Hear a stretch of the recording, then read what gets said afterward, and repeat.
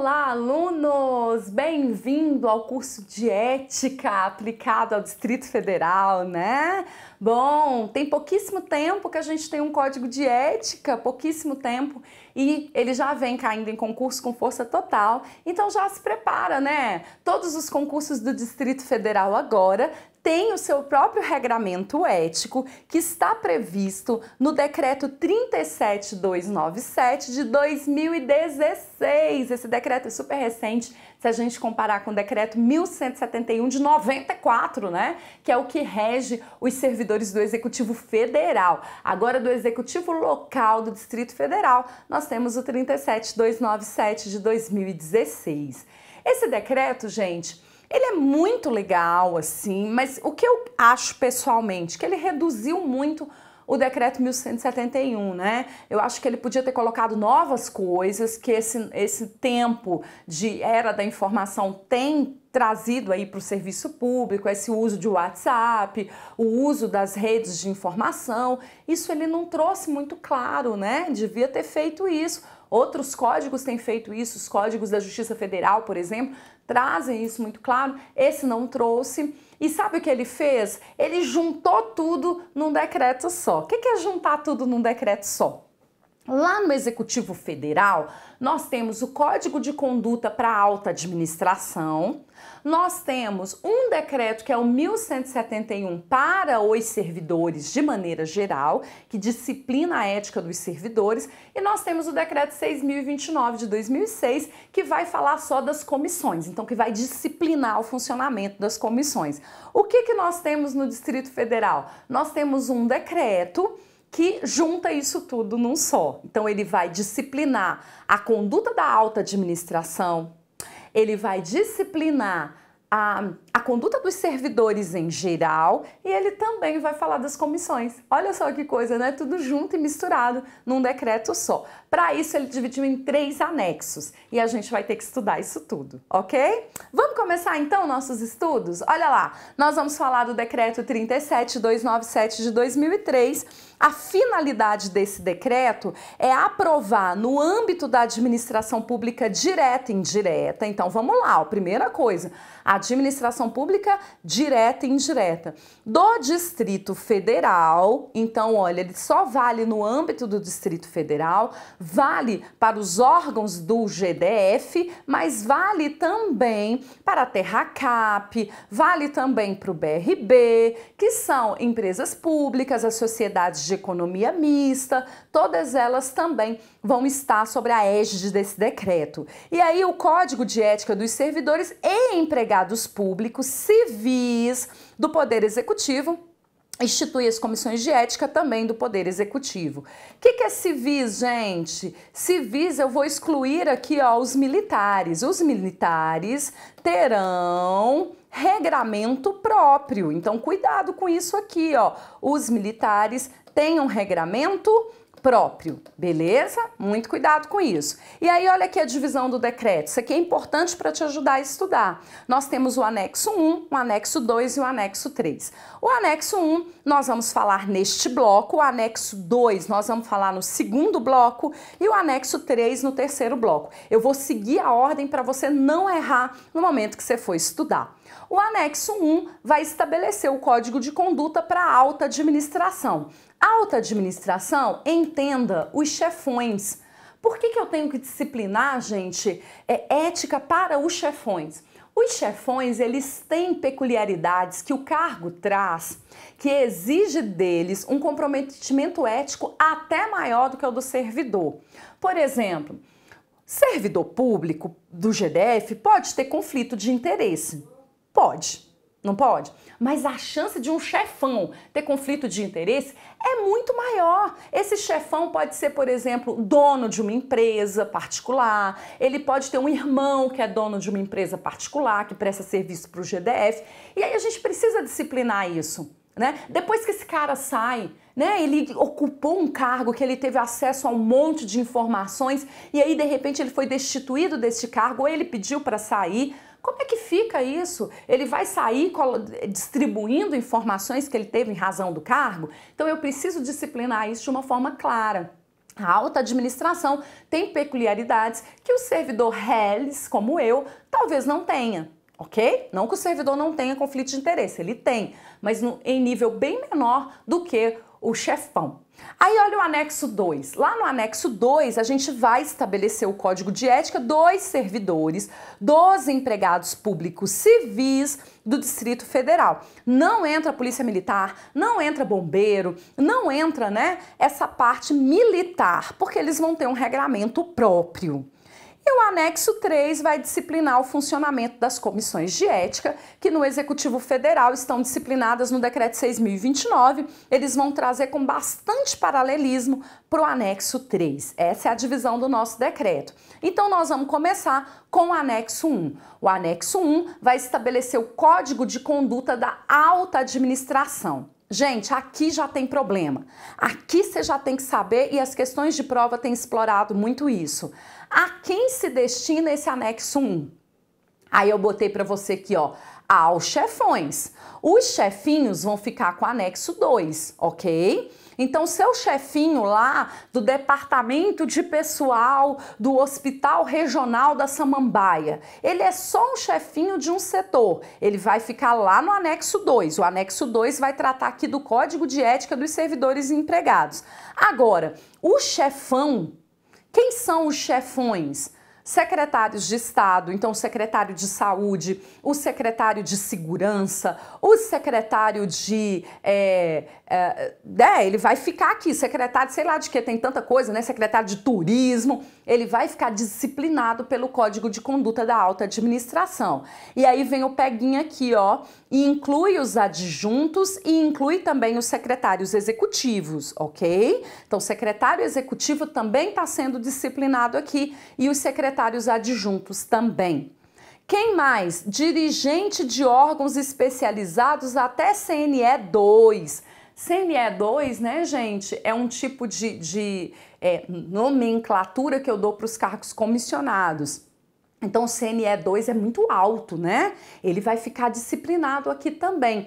E também os dirigentes de órgãos. Então, o dirigente do metrô DF, o metrô é uma empresa pública, ele está subordinado a esse Código de Conduta da Alta Administração. O presidente da Terracap está aqui também. Então, esses comandantes, esses dirigentes de órgãos e também os substitutos dele até CNE 2 também vai estar aqui nesse código, ok?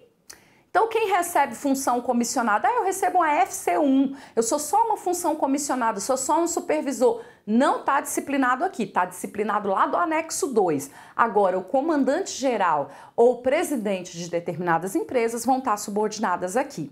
Mais um, olha lá, o último, esse aqui é importante. Dirigentes máximos da administração direta e indireta. Gente, por que ele separou aqui? Cuidado, o comandante geral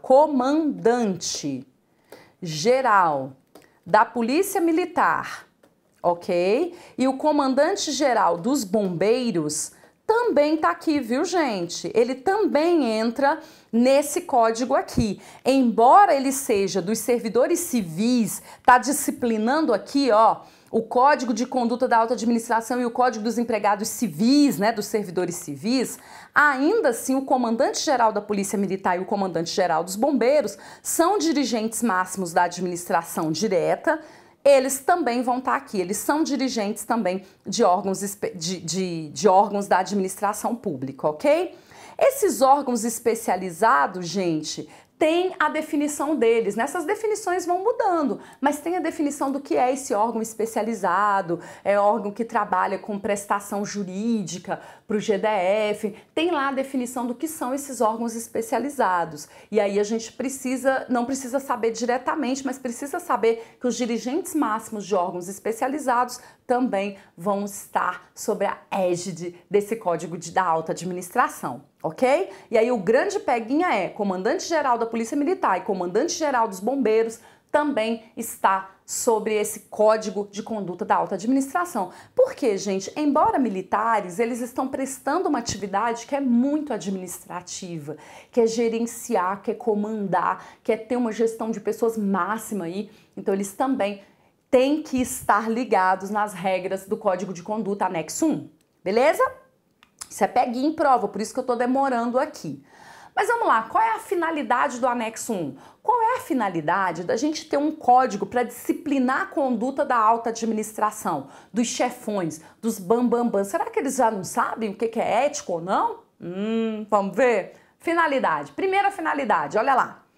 Primeira coisa, gente, é tornar claras as regras éticas. É preciso, no Brasil e em vários países, né, principalmente terceiro mundo, é importante deixar claro o que é ético, o que não é, né? Em países de primeiro mundo, às vezes fica muito claro, as pessoas sabem o que é e o que não é, né? Aqui tem que estar escrito. Então, tornar claras as regras éticas para a autoridade e para a sociedade. Isso aqui é legal, né? Para a sociedade saber também o que é ético e o que não é da parte desses comandantes aí, desses dirigentes máximos dos órgãos. Evitar conflito de interesse, eu acho que esse aqui é uma grande finalidade que cai muito em prova. Os conflitos de interesse que podem advir de assumir uma função dessa, que é muito importante. Preservar a imagem do órgão público e também criar mecanismo de consulta sobre a conduta ética da autoridade pública.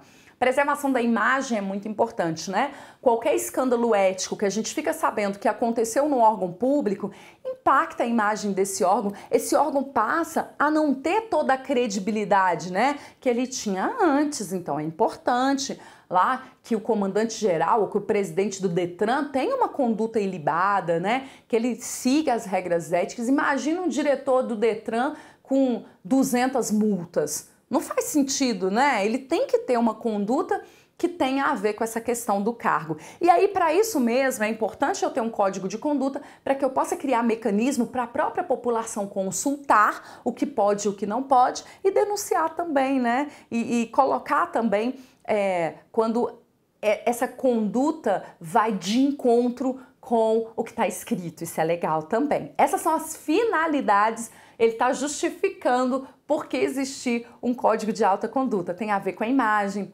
tem a ver para evitar conflito de interesse, então tem uma função preventiva e tem também a ideia de ficar claro o que pode e o que não pode para depois não ter desculpa, né? Brasileiro tem que estar escrito para não ter desculpa. E aí, gente, o código ele vai falar e discorrer em vários artigos, em vários incisos de um artigo sobre o conflito de interesse, que na minha visão é o que mais impacta também uma pessoa que ocupa um cargo grande no setor público, a questão do conflito de interesse. E aí é legal que o código coloca assim: conflito de interesse em relação ao presente, ou seja, quando essa autoridade está ocupando esse cargo. Então eu sou diretor geral do BRB, eu vou ocupar esse cargo por 3 anos. Então, no presente, como é que vai ter que ser a minha conduta em relação ao conflito de interesse? E aí depois ele fala do futuro. Quando eu deixar de ser diretor-geral do BRB, qual é a conduta que eu tenho que ter para preservar as informações que eu recebi quando eu estava nesse cargo? Então é bem interessante. E aí eu separei para você para facilitar. Eu coloquei assim: conflito de interesse em relação ao presente, a postura dele enquanto ele está ocupando o cargo, e em relação ao futuro, que é quando ele deixar de ocupar. Vamos ver? Primeiro ponto, olha lá. Em relação ao momento presente. Bom, é uma ação antiética se no momento presente, quando ele ocupa o cargo, ele investe em bens cujo valor ou cotação possam ser afetados por uma decisão ou política governamental a respeito da qual a autoridade tenha informações privilegiadas em razão do cargo. Então isso aqui é antiético. Se decisões que essa pessoa vai tomar, ele, por exemplo, vamos pegar o BRB de novo? Ele é diretor-geral do BRB. BRB é Banco Regional de Brasília, né? O nosso banco aqui. Aí ele é diretor-geral do BRB e ele vai investir em ações que podem ter um impacto de acordo com as decisões dele. Gente, olha que coisa pessoal, olha que coisa doida. Quer dizer, eu tenho informações privilegiadas do meu cargo e aí eu vou investir em ações que eu sei que vão dar certo por causa das informações privilegiadas que eu tenho. Isso é uma ação antiética que tem que ser evitada a todo custo por uma pessoa da alta cúpula que está ocupando esse cargo de alta cúpula, em relação ao presente, no momento em que ele ocupa o cargo. Vamos ver mais uma, olha lá. Também em relação ao presente, é antiético o custeio de despesa por particulares, de forma a influenciar nas decisões administrativas. Gente, essa influência pode ser direta ou indireta. Eu, enquanto um diretor-geral da Terracap, do metrô, do Detran DF, eu não posso ter as minhas despesas particulares custeadas por pessoas que podem influenciar nas minhas decisões, ok? Tanto direta quanto indiretamente. Ah, não, eu vou te oferecer aqui um apartamento que eu tenho em Miami para você passar suas férias, né, governador, né, vice-governador, vai lá passar suas férias. E eu sou, de repente, um grande diretor de uma empresa privada que tem interesses numa licitação, por exemplo, no setor público. Não pode, porque quebra a impessoalidade, quebra a moralidade. Então, não posso ter minhas despesas custeadas por particulares. Aí, gente, esse é com relação ao presente, enquanto eu estou ocupando o cargo. Mas e quando eu deixo meu cargo? Vamos ver? Olha lá. Conflitos de interesse com relação ao futuro. Então, eu era diretor-geral de uma empresa pública, ou eu era secretário de governo, eu era secretário lá secretário da Secretaria de Mulheres, por exemplo. Aí eu deixei de ser secretária. Então, primeiro ponto, as autoridades devem firmar um termo de compromisso de que nos 2 anos, vamos gravar essa data? 2 anos seguintes à sua exoneração, ele não pode. Então, fui desligado do meu cargo de secretária das mulheres no ano de 2018. Até 2020, eu não posso atuar em benefício ou em nome de pessoa física ou jurídica em processo ou negócio do qual eu tenha participado em razão das minhas atribuições. Então, não posso atuar nem de pessoa física, nem de pessoa jurídica, atuar em processo no qual eu tenha participado. Claro que não. Perde a pessoalidade, entra numa pessoalidade, perde a impessoalidade. E fora que acaba tendo aqui um favorecimento, né, gente? Direto ou indireto.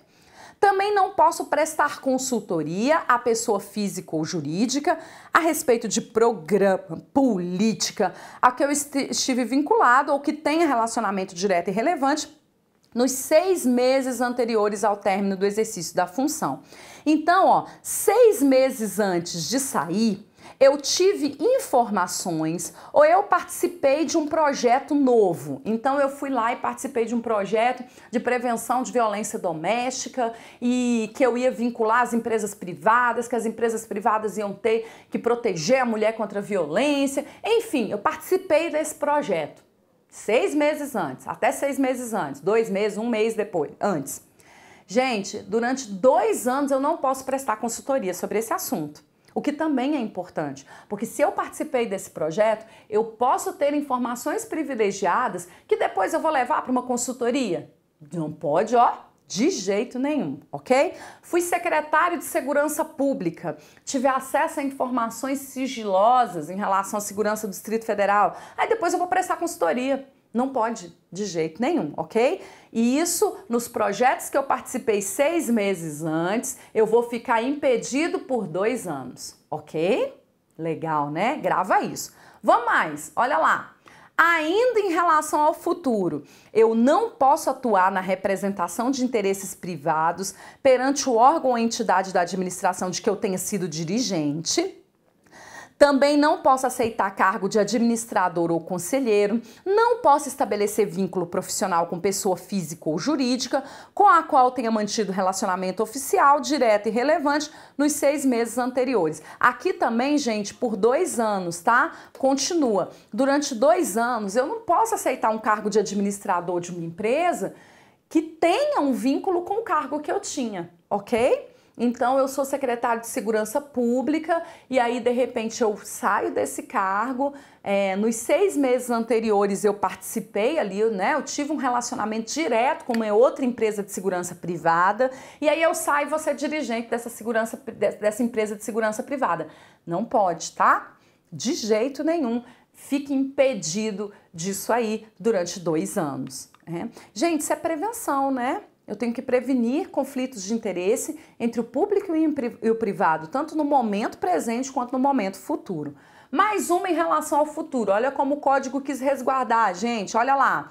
Em relação ao futuro, eu também não posso intervir em benefício ou em nome de pessoa física ou jurídica, em órgão ou entidade com que eu tenha tido um relacionamento oficial, direto e relevante, nos 6 meses anteriores à exoneração. Então, gente, às vezes eu nem fui dirigente desse órgão, mas eu tive uma relação direta e oficial com esse órgão.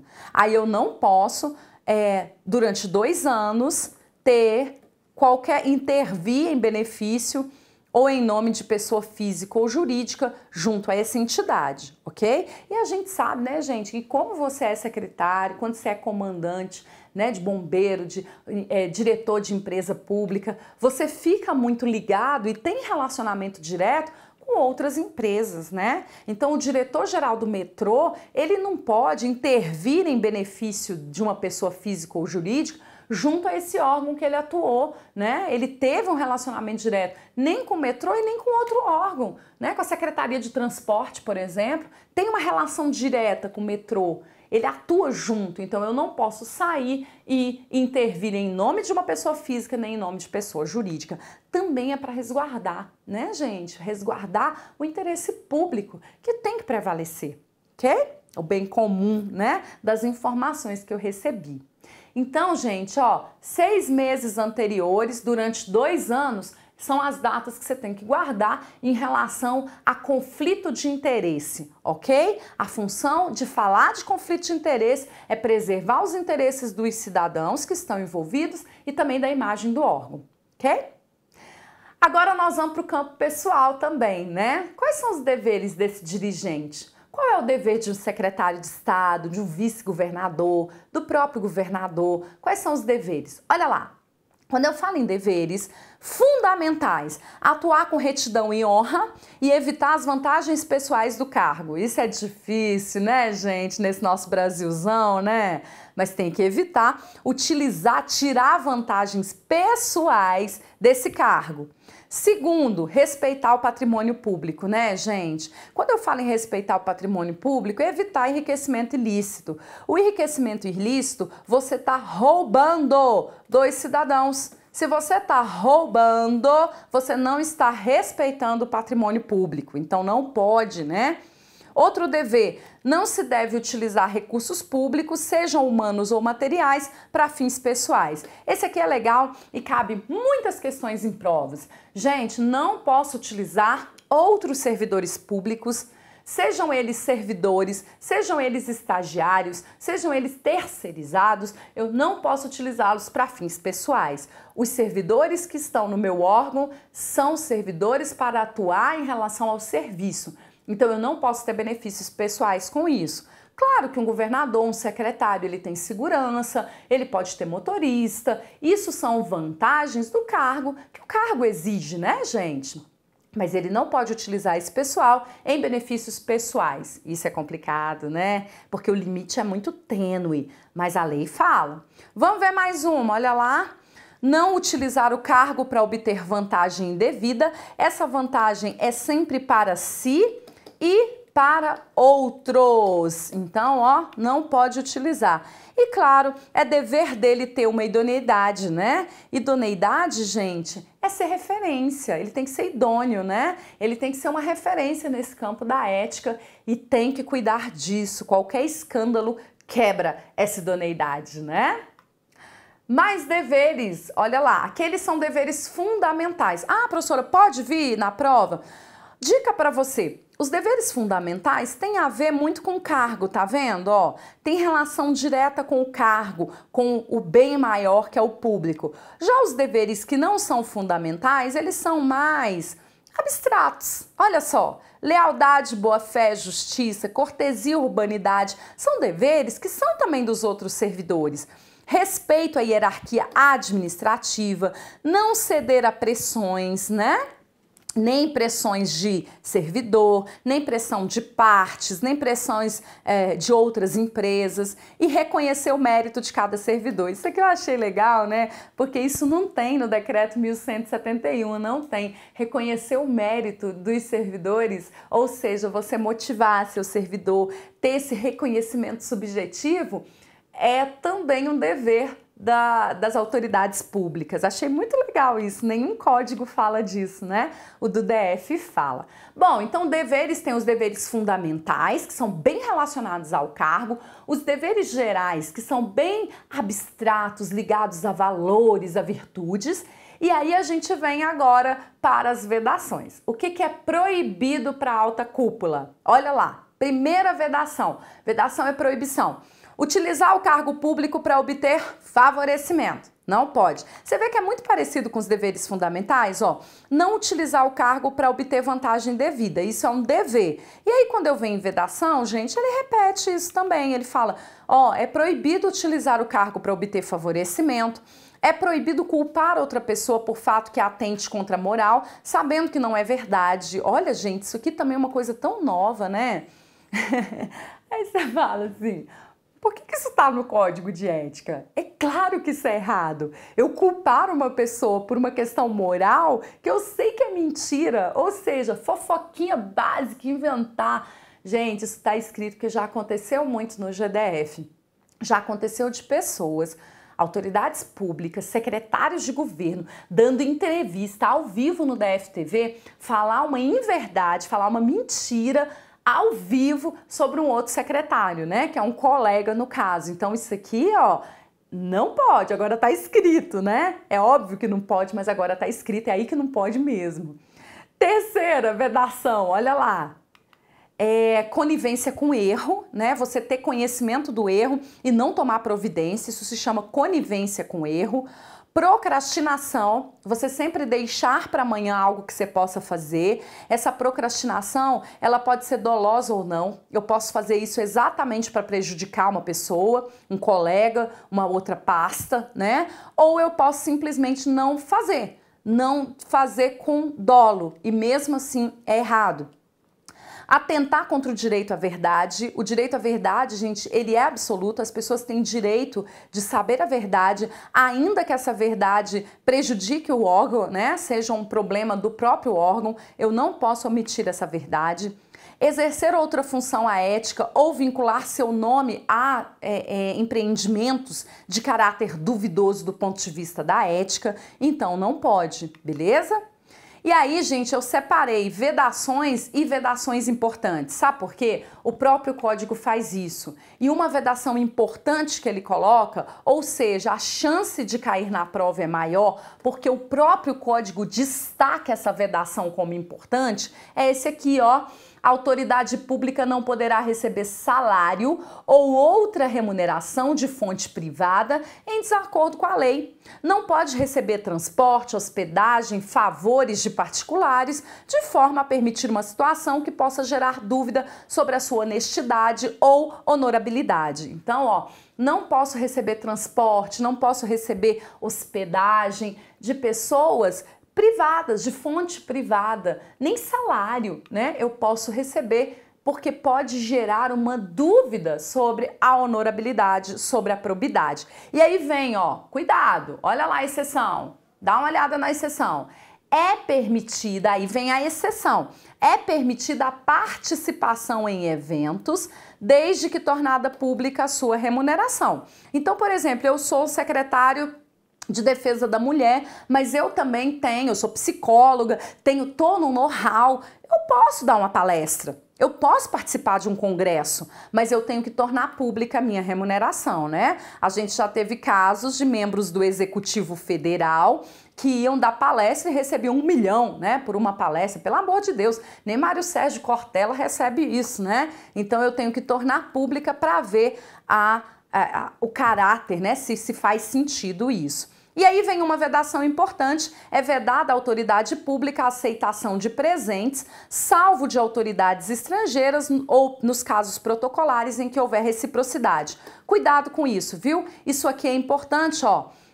É vedada a aceitação de presente, não são presentes. Então vamos lá, vamos entender isso aqui bem, porque isso aqui também vai vir para o servidor público, ok?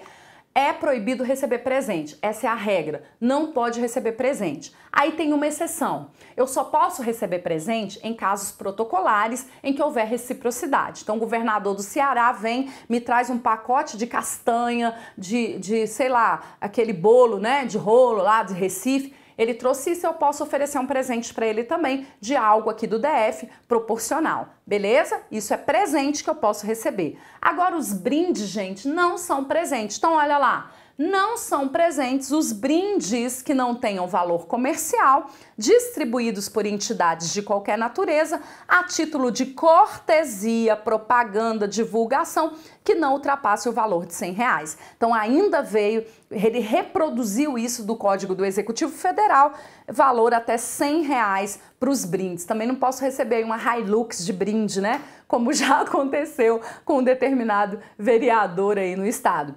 Isso não é brinde, o brinde é até R$100 e é a título de cortesia, ele não tem valor comercial. Vamos para a parte de penalidade? Ó, de novo, penalidade, censura ética. Essa censura é aplicada pela Comissão de Ética Pública, a CEP do DF, e pode também ter uma sugestão de exoneração de cargo. Então eu posso dar a penalidade de censura, eu posso sugerir a exoneração do cargo e essa sugestão vai ser avaliada pela autoridade competente, que receberá relatório da Comissão de Ética e decidirá se cabe realmente a exoneração. Por isso que é sugestão, né, gente? Então eu tenho lá o diretor-geral do metrô, né? Ele comete uma censura ética e a Comissão de Ética pode sugerir a exoneração dele, mas ela não vai exonerar. Cuidado com isso na prova. A comissão não exonera ninguém, ela sugere, mas aí o governador vai avaliar, né? O governador vai ler o relatório e vai avaliar se cabe a exoneração ou não. Geralmente exonera, né? Do cargo, destitui desse cargo em comissão, porque fere a imagem, pode aparecer no DFTV, né? Mas o governador também pode não acatar essa sugestão e manter a pessoa no cargo, ok? Tem isso. Então, mas a única pena aplicável realmente é a de censura ética e a censura é pela Comissão de Ética Pública, que é essa comissão maior que nós vamos estudar no anexo 3. É ela que vai aplicar censura e apurar faltas de o alto escalão, os chefões. Os chefinhos e os servidores é na comissão de cada órgão mesmo, ok?